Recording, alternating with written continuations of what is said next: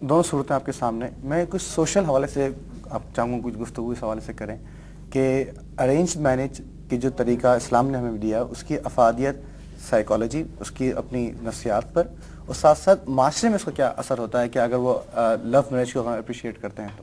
معاشرے میں. اسلام نے جو ہمیں کانسیپٹ دیا ہے کہ اس میں عاقل اور بالغ مرد اور عورت دونوں کی رضا اور رغبت ضروری ہے نکاح یا شادی کے حوالے سے. تو اس رضا اور رغبت کے ساتھ ساتھ اگر ہمارے گھر والے رشتہ دار اور خاندان کے دیگر احباب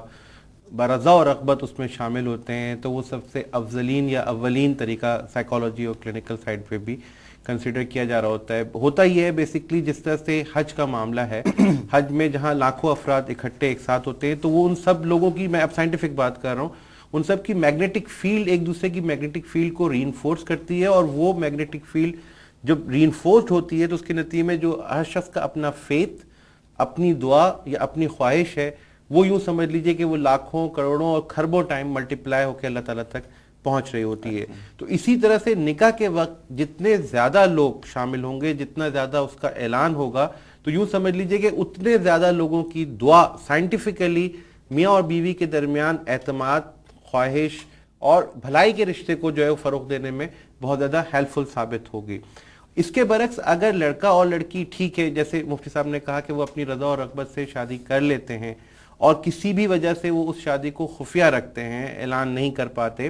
تو اس کے نتیجے میں پہلی بات تو وہ مستقل ڈر اور خوف اور خدشے کا شکار رہیں گے. وہ ڈر, خوف اور خدشہ ان کی نفسیات کو مجروح کر رہا ہوگا. اس ڈر, خوف اور خدشے کے بعد جب وہ نکاح کرنے کے بعد ازدواجی زندگی گزار رہے ہوں گے تو اس کے بعد پھر وہ گلٹ کے شکار ہو جائیں گے. ان کو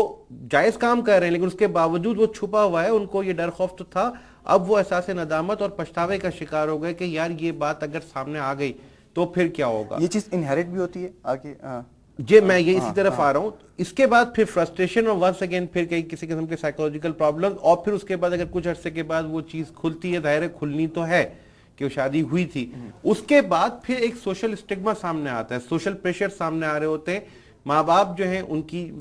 دعائیں نہ صرف ساتھ نہیں ہوتی بلکہ اس کے ساتھ ساتھ ان کو قبول نہیں کیا جا رہا ہوتا. تو وہ ایک لائف لانگ پروسیس ہو جاتا ہے کہ جس پہ لڑکی لڑکے کے گھر والوں کے لیے قابل قبول سائیکولوجیکلی نہیں رہ پاتی اور لڑکا لڑکی کے گھر والوں کے لیے قابل قبول نہیں ہوتا. اس کے نتیجے میں اس طرح کے کپل کی جو ازدواجی زندگی ہے وہ تو متاثر ہوتی ہی ہوتی ہے, لیکن جو اس کی اولاد ہے اس اولاد کو بھی جو دیگر خاندان والے ہیں یا سوسائٹی والے ہیں وہ اچھی نظر سے نہیں دیکھ پاتے اور اس کو ذہنی اور جذباتی طور پہ قبول نہیں کر پاتے. نتیجتاً وہ نئی نسل جو ہے وہ بھی نفسیاتی طور پہ پرانگیختہ ہوتی ہے اور اس کے نتیجے میں وہ بھی سائیکولوجیکل کانفلکٹس کا شکار ہو جاتی ہے. تو اٹس مچ بیٹر کہ جیسے اسلام میں بتایا گیا ہے اس کو اگر ہم سائنٹیفکلی دیکھیں کہ ہر چیز